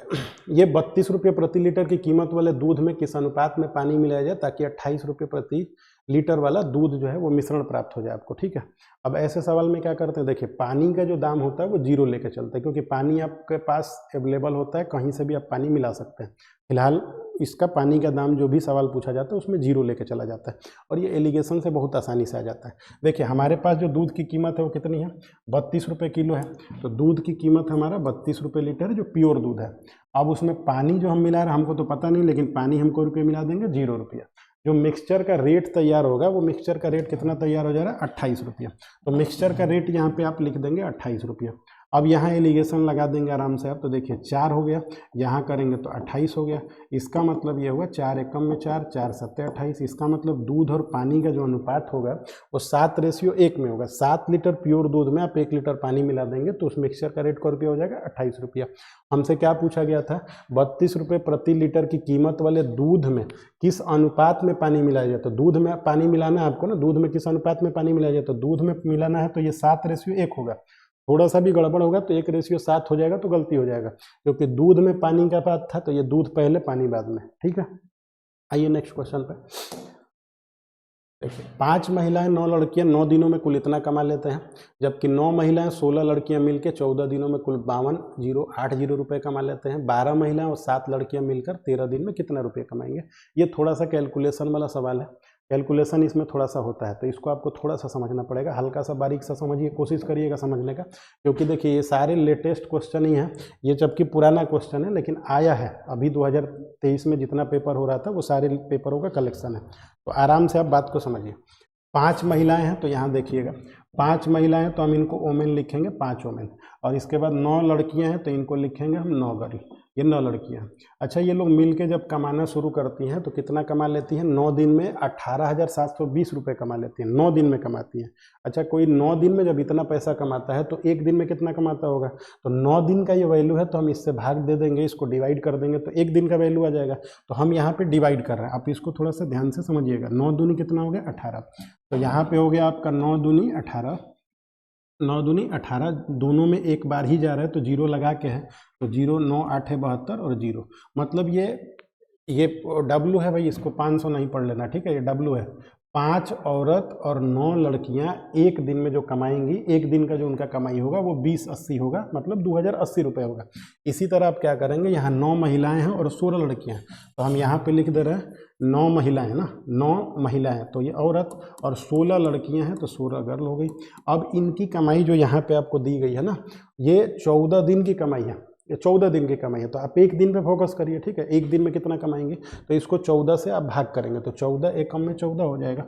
ये 14 से एक बार जा रहा है, 14 एकम में 14, और इधर कितना बचा है 14, एक मिनट, 14 तियाँ 42, गलती मिस्टेक हो रहा है थोड़ा सा, 14 तियाँ 42, ये 14 तियाँ 42 हो गया, तो आपके पास 10 बचा है, तो 10 इधर पास होगा तो 100 आ जाएगा ना, 100 आ जाएगा, तो 14 7 98 हो जाएगा, 7 98 हो गया, तो कितना गया 2, तो 14 दूनी 28 हो गया, तो ये हो गया। आप थोड़ा सा यहाँ भाग दे लीजिएगा, इससे इसमें भाग दे देंगे, तो आप एक एक दिन का पहले निकालेंगे, इसका लगाने का यही तरीका होता है, ठीक है। ये एक दिन का हो गया, ये एक दिन का हो गया, एक एक दिन का हो गया। अब क्या करना पड़ेगा आपको कि महिलाओं को, अब इतने महिला 12 महिला और 7 लड़कियां मिलकर 13 दिन में कितना कमा लेंगी ये बताना है। तो आपको पता करना पड़ेगा कि एक महिला कितना कमाती है एक दिन में, तो कैसे निकलता है भाई। तो ये दो इक्वेशन आपके पास बन गए हैं, इन दोनों इक्वेशनों में से करना क्या है कि इनको बराबर करना पड़ेगा, या तो वोमेन को और या तो गर्ल को। जब ये बराबर हो जाएगा तो अब घटा देंगे तो एक कट जाएगा, दूसरे के वैल्यू निकल जाएगी। तो आप क्या करेंगे, ऊपर वाले इक्वेशन में आप कैसे गुणा करेंगे 9 से, ऊपर वाले में अगर 9 से कर देंगे तो ये 9 पचे 45 हो जाएगा, और नीचे वाले में 5 से कर देंगे तो 5 9 45 हो जाएगा। इसका मतलब वोमेन वाला पोर्शन कट जाएगा तो गर्ल वाला निकल जाएगा। तो हम कर रहे हैं इसमें गुणा, 9 पचे 45 डब्लू और 9 9 81 ये गर्ल, और यहाँ से 9 से आपको गुणा करना पड़ेगा क्योंकि कैलकुलेशन करेंगे ही। ये थोड़ा सा कैलकुलेटिव है, जब सवाल ज़्यादा बड़ा रहे ना तो आप पेपर में छोड़ दिया करिए, और बाद में पूरा अटेम्प्ट करने के बाद फिर से रिटर्न आके करा करिए, ठीक है। क्योंकि जानबूझ के सवाल कैलकुलेटिव दिए जा रहे हैं, तो एक दो सवाल छोड़ के भी कर सकते हैं, क्योंकि 25 में 25 कई बार हमारे स्टूडेंट ला चुके हैं, तो आप भी ला सकते हैं, लेकिन कैलकुलेशन पे काम करना पड़ेगा, ठीक है। देखिए 0 हो गया, 9 8 72 का 2, फिर आपके पास कितना लगा है 7, तो 9 0 0 तो 7 हो गया, और 9 दूनी 18, तो ये आपका हो गया। अब हम 5 से मल्टीप्लाई करेंगे, यहाँ से सब में मल्टीप्लाई होता है तीनों में ना, 5 9 45 हो गया, फिर आप चलेंगे तो 5 से करेंगे तो 80 हो जाएगा, फिर आप 5 से इधर करेंगे तो 0 हो जाएगा, 5 दूनी 10 का 0, फिर 1 लगाए, 5 7 35 1 36, 3 लगाए, 5 3 15 और 3 18, ये हो गया। अब जैसे ही आप इस इक्वेशन को इसमें से घटाएंगे तो ये माइनस और ये माइनस और ये माइनस, तो ये कट जाएगा। 81 गर्ल में से 80 गर्ल जाएंगी तो केवल एक गर्ल बचेगी, और एक गर्ल में से यहाँ से जब आप घटाएंगे तो ये देखिए 1800 1800, तो काफ़ी आसानी से हो गया। एक कैलकुलेशन देखने में बड़ा लगा, लेकिन ये डायरेक्ट निकल चुका। तो एक लड़की जो कमा रही है एक दिन में, वो कितना कमा रही है 120, तो ये बात 120 वैल्यू आप कहीं भी रख दीजिए, इस इक्वेशन में आप कहीं भी रख दीजिए, चाहे इसमें रख दीजिए और या तो इसमें रख दीजिए, दोनों में से किसी में रख सकते हैं आप, आज़ाद हैं। तो हम रख रहे हैं इसमें ना, तो यहाँ देखेंगे तो 12 9 108 होता है, देख रहे हैं 12 9, हम यहाँ पे जी की वैल्यू रखना ना, जी की वैल्यू यहाँ से उठा के रख रहे हैं 120, तो 12 9 108 होता है, तो 1080 हो गया। इसको इधर जब भेजेंगे तो माइनस हो जाएगा, तो 2080 में से जब 1080 माइनस होगा तो कितना बचेगा 1000 बचेगा। इसका मतलब 5 औरत का जो वैल्यू हो जाएगा वो 1000 हो जाएगा। तो एक औरत का निकालना होगा तो 1000 को डिवाइड कर देंगे 5 से, तो कितना हो जाएगा 200। तो देखिए एक बात पता चल गया आपको कि एक औरत जो कमा रही है वो कमा रही है 200, और एक लड़की कमा रही है वो कितना कमा रही है 120 रुपये। तो ये 120 रुपये कमा रही है और ये कितना कमा रही है 200 रुपये। लेकिन हमसे सवाल क्या पूछा गया कि 12 महिलाएं, तो 12 कमाएंगी तो भाई एक कमाती है कितनी 200, तो 12 कमाने लगेंगी तो 12 2 200 कमाएंगे तो 2400 कमाने लगेंगी, और 7 लड़कियां हैं तो एक लड़की जो कमाती है वो 120 कमाती है, तो ऐसी 7 लड़कियां हैं तो 120 कर देंगे। लेकिन ये कमाई कितने दिन की है, तो एक दिन की है, और हमको कितने दिन का कमाई बताना है 13 का, तो हम यहाँ मल्टीप्लाई किससे करेंगे 13 से। तो देखिए 12 दूनी 2400 हो गया ये, अब प्लस 12 सत्ते 8400 हो गया, और इसी में आपको मल्टीप्लाई करना था 13 से, तो 0 0 कर देंगे और 4 4 8 कर देंगे, 0 0 ये दोनों, और 4 4 8 और 8 2 10, यही ना, कहीं गलती तो नहीं हो गया, 0 0 हो गया, 4 4 8 हो गया, और 8 4 4 8 8 2 10, ठीक है गलती नहीं हुआ है। अब 13 हो गया, तो 2 0 तो चाहिए, तो 2 0 कहीं पे गलती हो गया, 12 दूनी 2400, अच्छा एक ही जीरो इधर होगा ना, 12 सत्ते 84, ये कहीं जीरो होगा, यहाँ मिस्टेक हो रहा है, देखेंगे हल्का सा मिस्टेक हो गया, 12 सत्ते 84 एक ही जीरो होगा, तो ये एक जीरो हो गया और ये का 4 हो गया, और 8 4 12 का 2 हो गया, और 2 और 1 3 हो गया, और इसको मल्टीप्लाई करना 13 से, तो ये तो 0 1 रहेगा, तो 0 सब में है, 13 चौके 52, 2 किनारे आना चाहिए, तो 2 किनारे यहीं है, तो ये आंसर हो जाएगा। यूनिट डिजिट से देख लेंगे लास्ट में ना, 13 चौके 52 आ जाएगा, तो आराम से लगा लेंगे। तो देखिए ये वाला आपका अगला क्वेश्चन हो गया, ठीक। आइए अगले वाले पे चला जाए। ये क्या बोल रहा है कि x और y एक कार्य को क्रमशः 9 दिन और 36 दिन में कर सकते हैं। x कर सकता है 9 दिन में और y कर सकता है इसको 36 दिन में, ठीक है।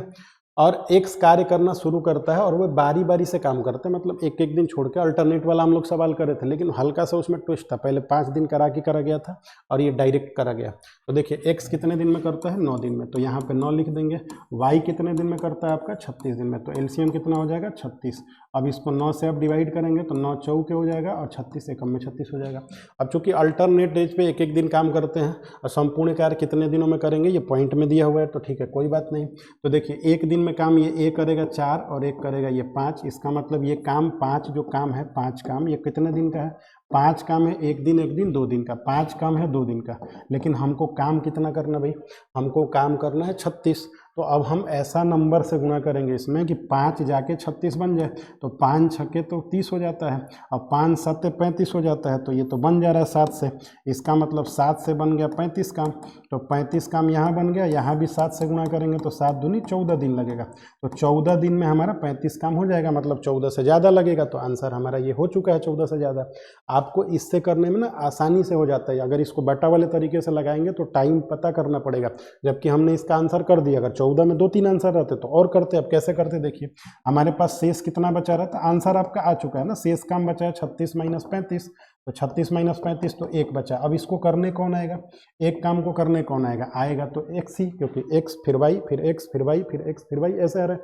तो जब भी जो शुरुआत करता है वहीं जब कंप्लीट होता है काम तो वहीं आता है आगे, फिर आगे जाके वहीं आता है। तो अब हमको x से करवाना है, तो x एक ही काम है और करता कितना है 4, तो इसको भाग देंगे तो 0.25 आ जाएगा। तो x जो दिन लेगा वो इतना लेगा। बाकी आपका आंसर यहीं आ चुका था, यहीं से आप आंसर देखते रहिए, कैलकुलेशन करते रहिए, आंसर देखते रहिए, जब तक ये आप बाद में करेंगे जहाँ पे आपका टाइम नुकसान हुआ तो फट से आप आंसर कर लिए करेंगे। ठीक है, तो इसका 14.25 आंसर हो गया।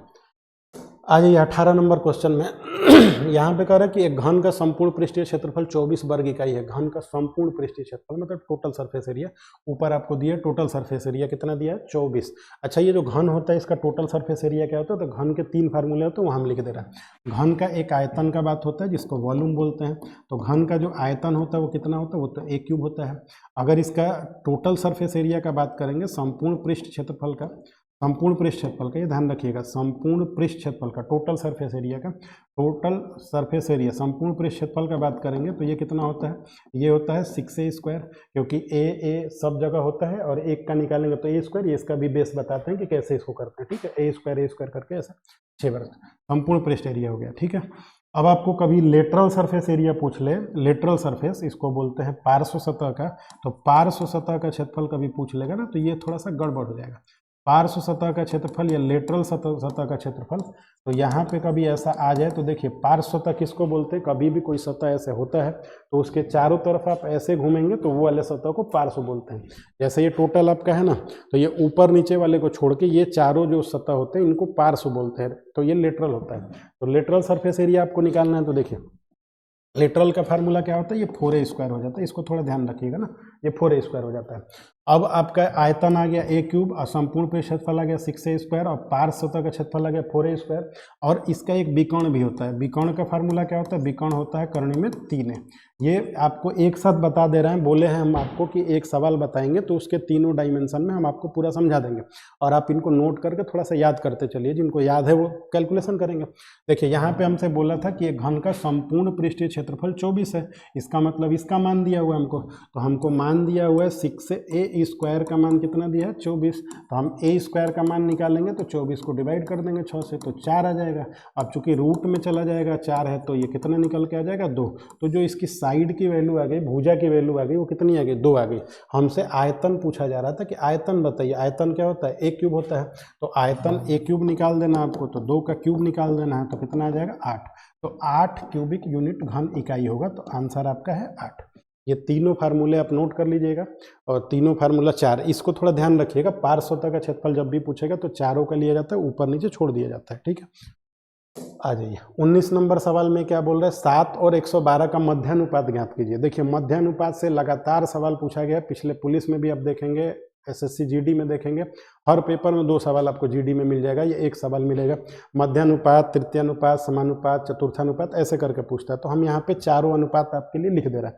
फिलहाल इस सवाल का आंसर हम लोग निकाल लें।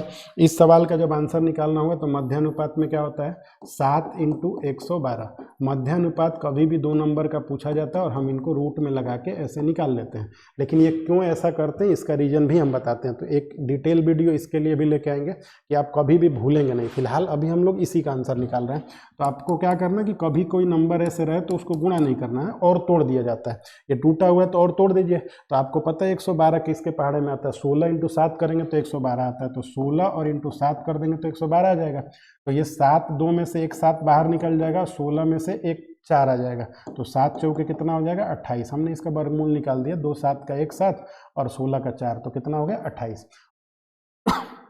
अब हम आपको 3 बात बता देते हैं, यहीं पे नोट करके रखिएगा, ठीक है। अगर कभी भी 2 डाटा रहे ए और बी, उनका आपसे पूछा जाए कि मध्यानुपाती क्या होता है, मध्यानुपाती, तो मध्यानुपाती आराम से आप बता देंगे रूट में ए बी होता है। कभी ऐसा पूछा जाता है तो अगर ए और बी है, इसका पूछा जाए कि तृतीयानुपाती क्या होता है, थर्ड प्रोपोर्शन, तृतीयानुपाती। तो तृतीयानुपाती कभी भी आपसे पूछा जाए, तृतीयानुपाती है ना, तृतीयानुपाती, तो इसका कभी भी पूछा जाए तो ये क्या होता है, दूसरे वाले का स्क्वायर करके बी स्क्वायर को ए से भाग देते हैं, ये तृतीयानुपाती होता है। 3 डाटा का पूछा जाता है चतुर्थानुपाती। अगर ए बी सी हो गया, इसका आपसे पूछ ले चतुर्थानुपाती बता दीजिए। तो चतुर्थानुपाती कभी पूछा जाएगा तो आपको क्या करना है, बी सी बाई ए कर देना है। आप फिलहाल के लिए, अभी 2-3 दिन के बाद पेपर है, तो आप कोशिश करिए कि पहले ये याद रखें। अभी फिलहाल के लिए हम इसको बताएंगे कि ये क्यों ऐसा ही होता है, क्या रीजन है इसके पीछे, ठीक है, वो सब डिटेल में अभी बताएंगे। फिलहाल ये याद रखिए। अगर कभी आपसे प्रथमानुपाती पूछ ले, प्रथमानुपाती क्या होता है, तो प्रथमानुपाती आप निकालेंगे तो प्रथमानुपाती में शुरू के 2 का मल्टीप्लाई करेंगे ए बी और बटा में क्या करेंगे सी। तो ध्यान से अब बात को समझ लीजिए, ये तीनों ही बहुत बार पूछे जाते हैं और ये कभी कभार पूछा जाता है। अब तो पेपर में ऐसे भी पूछ रहे हैं कि मध्यानुपाती, 2 मध्यानुपाती क्या होता है, तो जिसका बेस क्लियर रहेगा वो बता पाएगा, केवल फार्मूला पढ़ के जाएगा वो नहीं बता पाएगा। तो ये आप नोट कर लीजिएगा, ठीक है। हम आगे चलेंगे दूसरे वाले क्वेश्चन पे, ठीक। देखिए 19 नंबर के बाद आपके पास 20 नंबर है, फिर से ये वाला सवाल आ गया। ये थोड़ा सा ट्विस्ट किया गया, ध्यान से समझेंगे तो। कह रहा कि 6 महिलाएं या 4 महिलाएं या 6 आदमी एक काम को कितने दिन में, को समान दिनों में पूरा करते हैं। समान दिनों का मतलब जितना दिन महिला लेती है काम पूरा करने में, उतना ही दिन पुरुष लेते हैं काम पूरा करने में, मतलब समान दिन ले रहा है। अच्छा, एक आदमी से क दिन में कर देता है 60 दिन में। देखिए कंसेप्ट को घुमा दिया, एक आदमी 60 दिन में कर देता है, तो एक आदमी 60 दिन में, तो आदमियों की संख्या जैसे बढ़ेगी टाइम आधा होता जाएगा। जैसे 2 आदमी से करवाना हो तो 30 दिन हो जाएगा, 2 आदमी से 3 आदमी से करवाना हो तो 20 दिन हो जाएगा, 4 आदमी से करवाना हो तो 15 दिन हो जाएगा, 5 आदमी से करवाना हो तो 12 दिन होगा। ये कंसेप्ट है, समझना जरूरी है।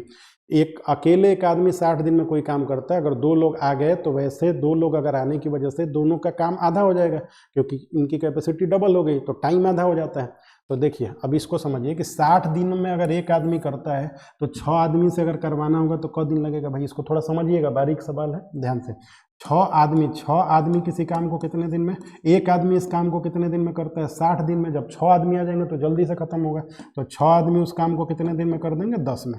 6 से डिवाइड कर देंगे 60 को, 60 को 6 से डिवाइड कर देंगे तो क दिन में कर देंगे 6 दिन में। अब ये जो सवाल में घुमाया हुआ बात था वो ये हो गया कि 4 महिलाएं, 4 औरत या 6 आदमी, 4 औरत या 6 आदमी किसी काम को कितने दिन में करते हैं 10 दिन में।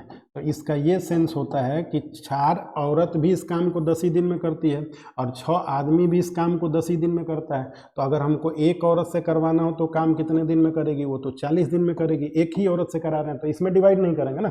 इन दोनों में बारीक फर्क है, ये जानबूझ के सवाल ऐसे दिए जा रहे हैं, ठीक है, और बनाए जा रहे हैं। ये 60 दिन में एक आदमी कर रहा था तो 6 आदमी मिले तो 10 दिन लगा दिए। यहाँ 4 औरत हैं 10 दिन में कर रहे हैं तो एक औरत को दिया जाएगा तो 40 दिन लगा देंगे। फिर वैसे ही एक आदमी को अगर दिया जाएगा तो वो 60 दिन लगा देगा, जो कि पहले हमसे सवाल में दिया हुआ था। अब सवाल ये है कि प्रतिदिन एक साथ मिलकर कार्य करते हुए 5 ही महिला, बस 5 महिला, इसमें जेंट्स का बात ही नहीं हो रहा है, इसमें पुरुष का बात ही नहीं हो रहा है ना। तो पुरुष का जब बात नहीं हो रहा तो देखिए इसका एलसीएम लेंगे तो 120 आ जाएगा, 4 तियाँ 12 और 6 दूनी 12। तो ये जो औरत की कैपेसिटी आई वो 3 आ गई, आदमी की कैपेसिटी 2 आ गई, ठीक है।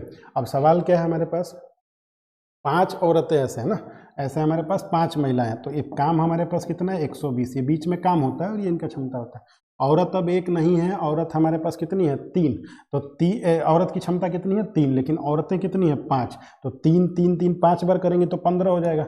अब आप इसको 15 से भाग करेंगे 15 से, तो 8 बार में जाएगा, तो 8 आंसर होगा, तो सी नंबर इसका आंसर होगा 8। ठीक है, आइए नेक्स्ट क्वेश्चन को देखा जाए। अगर किसी को देखना होगा या स्क्रीनशॉट लेना होगा तो वो देख लेगा यहाँ पे। ठीक है, आइए नेक्स्ट क्वेश्चन 21 नंबर क्वेश्चन को देखिए क्या बोल रहा है। एक वृत्त के केंद्र से उसकी 4 सेंटीमीटर लंबी जीवा पर एक 4 सेंटीमीटर लंबी जीवा पर एक 15 सेंटीमीटर लंबाई का लंब खींचा जाता है, वृत्त की त्रिज्या बताइए। तो आपको दो प्रॉपर्टी बता दे रहे हैं, उसको थोड़ा ध्यान रखिएगा। दो इसके क्वालिटी होते हैं। क्या क्वालिटी होते हैं? कोई भी अगर सर्किल होगा आपके पास, जैसे सर्किल आप देख लीजिए, यहाँ से आराम से बन जाएगा। देखिए, एक वृत्त के केंद्र से उसकी 4 सेंटीमीटर लंबी जीवा पर 40 सेंटीमीटर लंबी जीवा, तो ये सेंटर है इसका।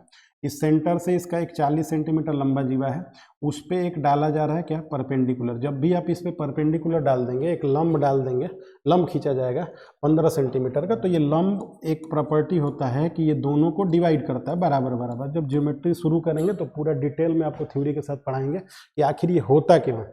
हर चीज़ का होना ना होना बताएंगे, तब आपके दिमाग में पूरा का पूरा बात समझ में आ जाएगा। रट के पेपर निकालना बहुत टफ है।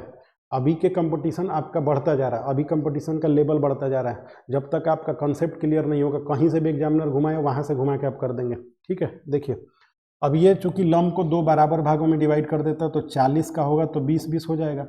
अभी हमसे सवाल पूछ रहा है कि लंब खींचा जाएगा, वृत्त का त्रिज्या ज्ञात कीजिए।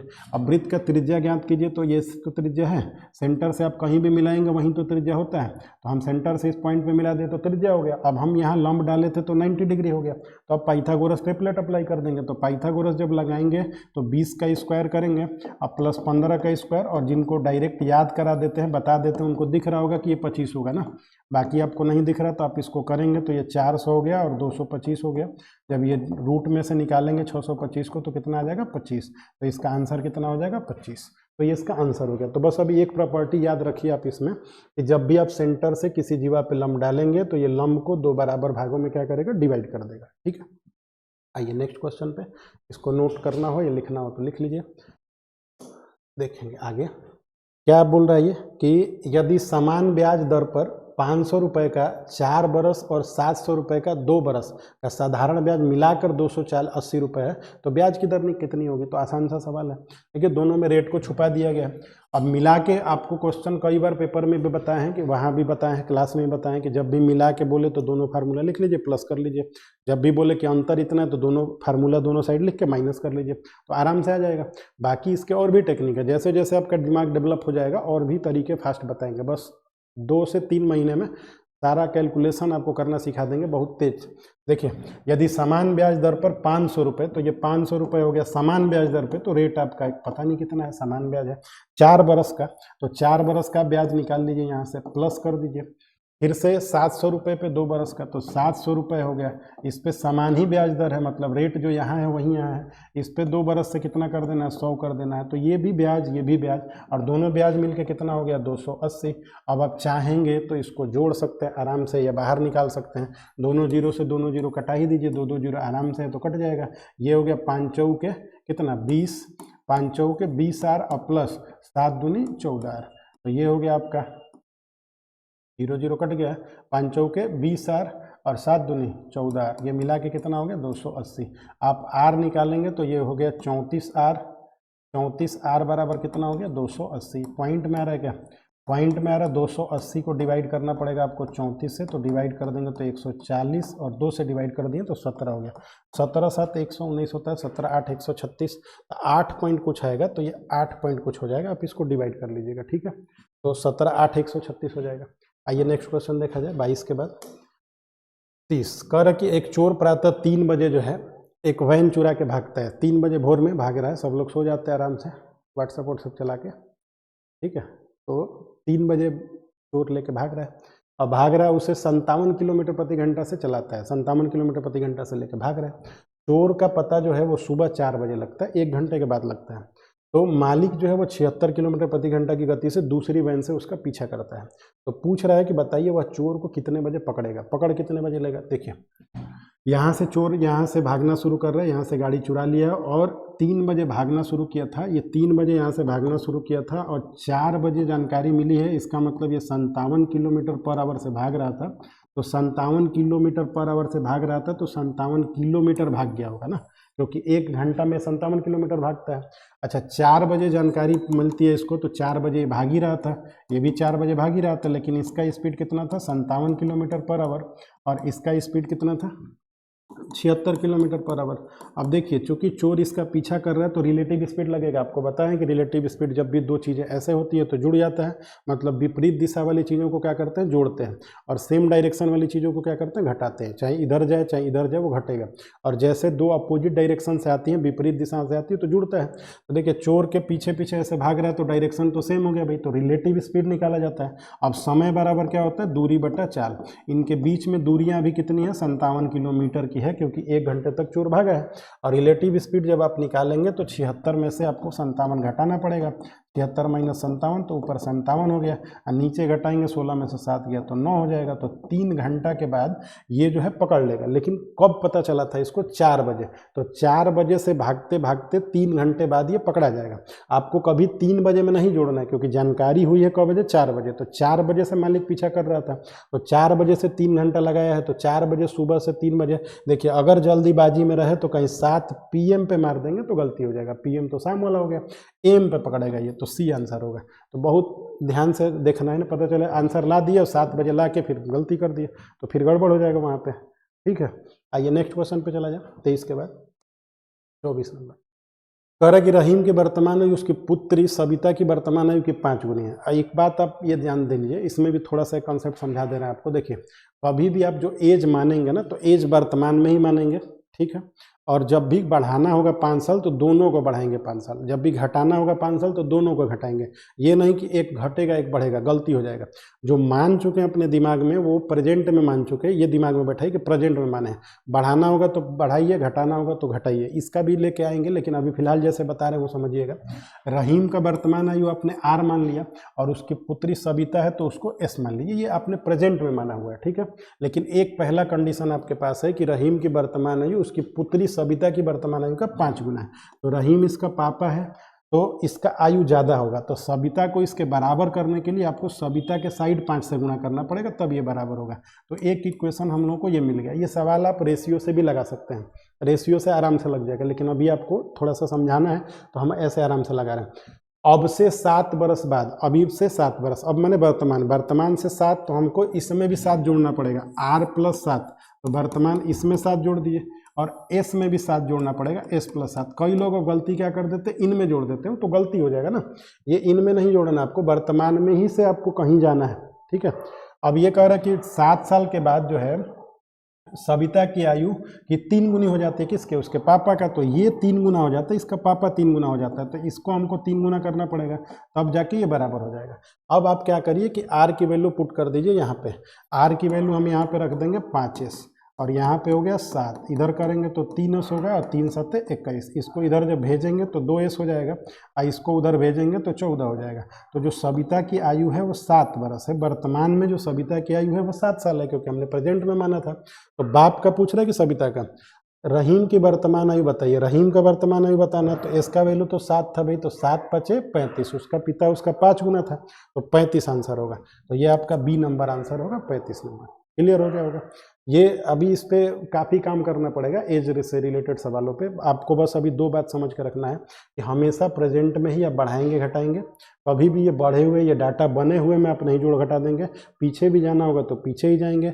और ये जो बाप और बेटी का सवाल है, बाप बेटा का सवाल है, तो बाप हमेशा बड़ा होता है, और ऐसे समझिए कि बाप बाप होता है, ठीक है। तो हमेशा उसको बेटी में गुणा करना पड़ेगा, बेटा में गुणा करेगा, तब आप बाप के बराबर होंगे ना। तो ये ध्यान रखना है थोड़ा सा, ठीक है। आज ये 25 नंबर सवाल क्या है, विराट एक कार्य को 30 दिन में पूरा कर सकता है। विराट जो है वो काम को 30 दिन में, और डेनियल उसी काम को कितने दिन में पूरा कर सकता है, डेनियल उसी कार्य को पूरा करने में विराट से 60% अधिक कुशल है, 60% ज़्यादा कुशल है।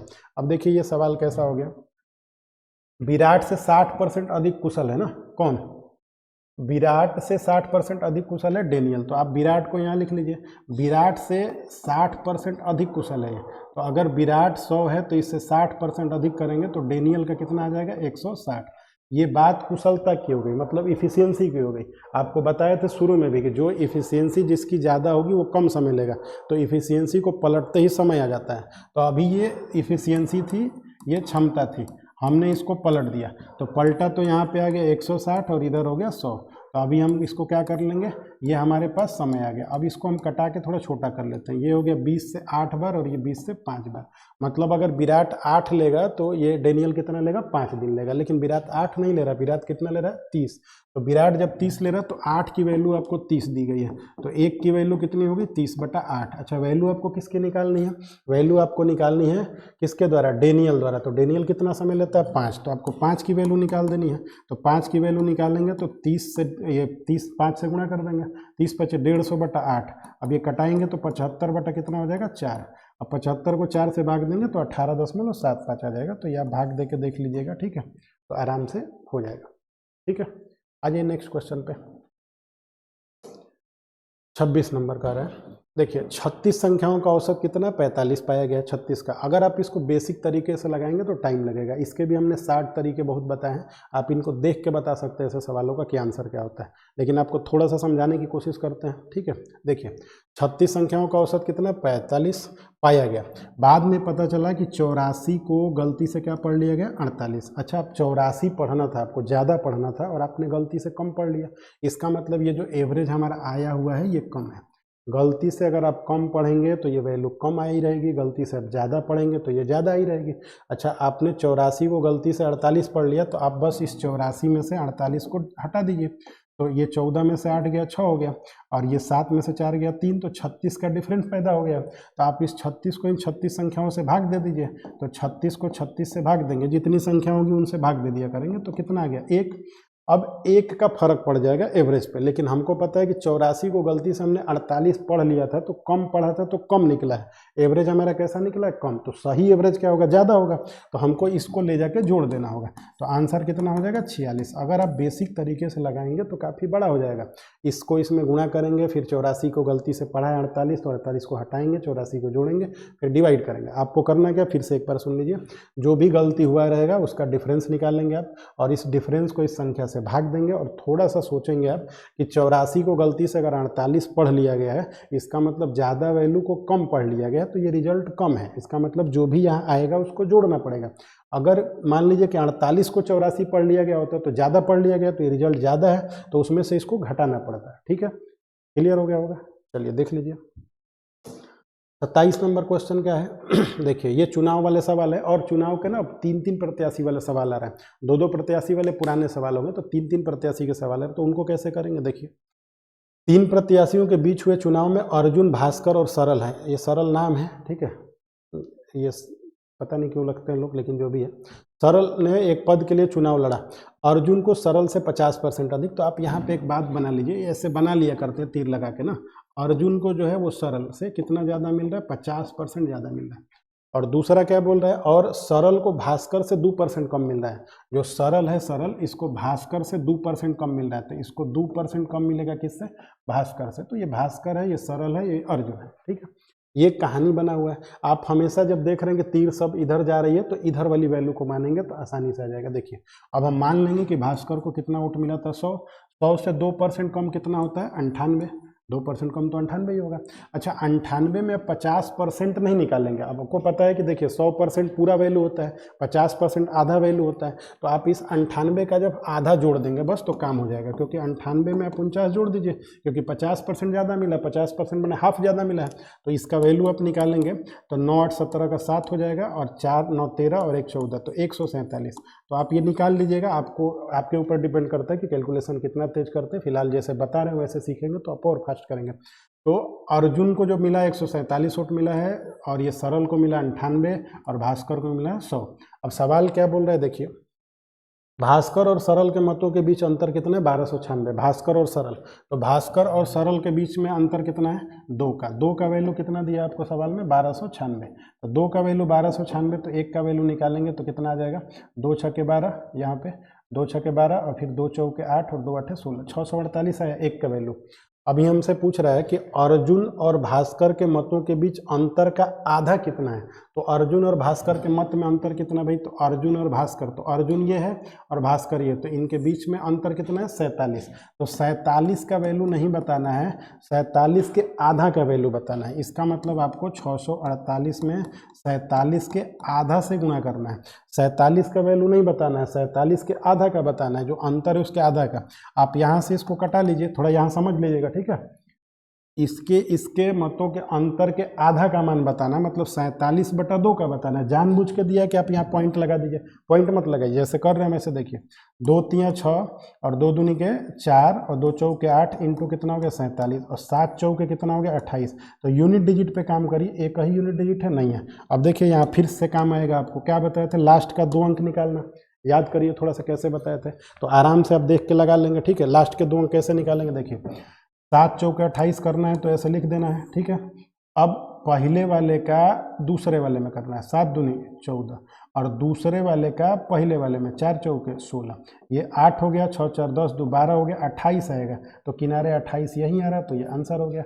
आपके ऊपर डिपेंड करता है, आप चाहें तो यहाँ पे C9 भी लगा सकते थे, C9 भी सिखाए हैं लड़कों को ना, जितने क्लास में आते हैं लोग उनको C9 भी बताएं, आप भी सीख लेंगे, ठीक है। तो देख लीजिए ये क्या है, थोड़ा बहुत घुमा के क्वेश्चन पूछा जा रहा है, आपके पास थोड़ा सा दिमाग रहेगा तो आराम से इनको डील कर पाएंगे। चलिए आ जाइए अगला सवाल पे, 28 नंबर। अब ये काफ़ी आसान सवाल है, इसको क्या ही करना है ना, तो देख लीजिए। इसको आप इससे डिवाइड करेंगे, पहले वो बोर्ड मास का जो रूल होता है वो फॉलो करेंगे आप ना। बोर्ड मास का रूल आप जानते होंगे, नहीं जानते होंगे तो जान लीजिए। पहले आप ब्रैकेट को तोड़ेंगे, ये 3 ब्रैकेट होते हैं, उनमें एक बार ब्रैकेट भी होता है, और ये आफ को तोड़ेंगे, आफ बोले तो क्या होता है। इसके बाद आप डिवीजन किया करेंगे, उसके बाद मल्टीप्लिकेशन किया करेंगे, उसके बाद एडिशन करेंगे, उसके बाद सब्सट्रैक्शन करेंगे, ये प्रोसेस होता है। तो फिलहाल इसमें कुछ ऐसा खास नहीं, एक डिवीजन है, उसके बाद प्लस माइनस है। तो आप इसको डिवाइड करेंगे तो इसका रिजल्ट कितना आ जाएगा 5। 5 में 7 जोड़ देंगे तो ये 12 हो जाएगा, और ये माइनस का 12 हो जाएगा, ये खत्म हो जाएगा, इधर 7 हो जाएगा। तो इसका आसान सा सवाल था ये, तो 7 हो गया, ठीक है। 28 नंबर। आगे क्वेश्चन देख लीजिए नेक्स्ट। 29 नंबर कह रहा है कि एक डीलर अपने माल को या सामान को क्रय मूल्य पर बेचने का दावा करता है। क्रय मूल्य पर बेचने का दावा करता है, लेकिन 1 किलो के स्थान पे कितना दे दिया 950 ग्राम। इसका मतलब कितना कम दे दिया 50। तो कभी भी ऐसा सवाल है तो आप एक लाइन में सवाल को लगाइए कि कितना कम दिया, कितना कम दिया, ठीक है। कितना कम दिया बटा में कितना दिया, कितना कम दिया और कितना दिया गुणे 100 कर देंगे तो आराम से आ जाएगा। भाई उसने आपको कितना कम दिया 50 ग्राम कम दिया, दिया कितना वो 950 ग्राम दिया, तो फायदा तो यहीं से निकलेगा। इंटू 100 कर देंगे निकल जाएगा। आप 0 से 0 कटा दीजिए, 5 से कटाएंगे 19 आ जाएगा। 100 को 19 से भाग देंगे तो 19 5 95, चूँकि बहुत करीब डाटा है 5 के आसपास सब में, तो आपको डिवाइड करना पड़ेगा। 19 5 95, फिर आपके पास 5 ही बचा है तो 0 लगाएंगे तो 50 हो जाएगा। तो 19 3 57 तो नहीं जाएगा, 2 ही बार जाएगा, तो 5.2 के आसपास में जो आंसर होगा वो हो जाएगा। तो ये आंसर होगा। कैलकुलेशन काफ़ी बारीक दिया जा रहा है, तो थोड़ा सा तेज करेंगे कैलकुलेशन तो होगा। आइए 30 नंबर सवाल देखा जाए। देखिए, एक व्यापारी 20% की वाणिज्य छूट और 30% की नगदी छूट, नगदी छूट का मतलब होता है 20% का आपको ये ऐसे दे रहा है डिस्काउंट नॉर्मली, और अगर आप कैश पे करेंगे तो तुरंत 30% का और दे देगा, मतलब डबल डिस्काउंट हो जाएगा एक तरह से। तो डबल डिस्काउंट के बाद सूची मूल्य ये है, ये प्राइस लिस्टिंग प्राइस या लिस्टेड मूल्य जो होता है, अंकित मूल्य होता है, उसी को बोलते हैं 1200 रुपये। तो विक्रय मूल्य बताइए। तो बहुत आसान सा सवाल है, इसके पे आगे आपको थोड़ा सा और भी सवाल लेके आएंगे जिसमें पॉइंट मिल रहा है, कैशबैक मिल रहा है। तो आगे वाले सेशन जो हम लोग करेंगे उसमें और भी सवाल जो अभी के पैटर्न पे चल रहे हैं उनको कराएंगे। तो आज हम लोग ये 30 सवाल करेंगे, ठीक है। आगे नेक्स्ट में करेंगे। तो हमको ये 1200 प्राइस लिस्ट किया गया है, इस पर 20% का छूट देगा तो 80% बचेगा, और फिर 30% का डिस्काउंट देगा, नगद डिस्काउंट करने पर तो 70 बचेगा। 2 से ये कट गया, 2 से ये कट गया। अब आपके पास है 12 × 56 हो गया ना, 12 × 8 7 56, 6 दूनी 12 2, तो किनारे 2 ज़्यादा के हैं तो गुणा कर लिए, बहुत बड़ा तो है नहीं, 12 6 72 का 2, फिर 7 लगाए, 12 5 60 67, तो ये 67 हो गया, ठीक है। तो आप एक काम करिए 672। कल एक वीडियो और आप लोगों को बना के अपलोड करेंगे, तो ध्यान रखिएगा कि इनको थोड़ा सा रिवीजन कर लीजिएगा, ये थोड़े थोड़े ट्विस्ट करके सवाल पूछे गए, ठीक है। तो आज के लिए धन्यवाद। आप थोड़ा सा सपोर्ट करिए, इसको शेयर करिए और आप इसको थोड़ा सा कोशिश करिए पढ़ने का, ठीक है। धन्यवाद।